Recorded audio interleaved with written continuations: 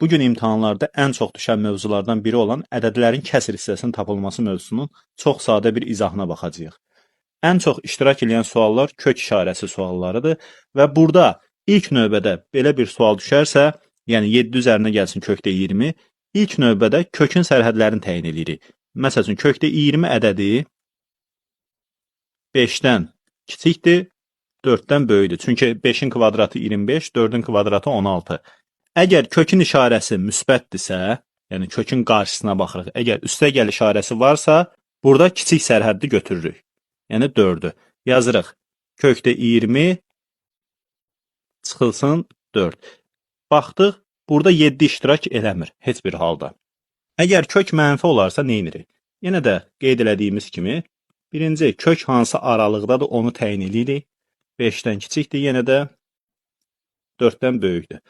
Bu dəfə kökün qarşısına baxırıq, mənfi işarəsi var, yəni kök mənfidir.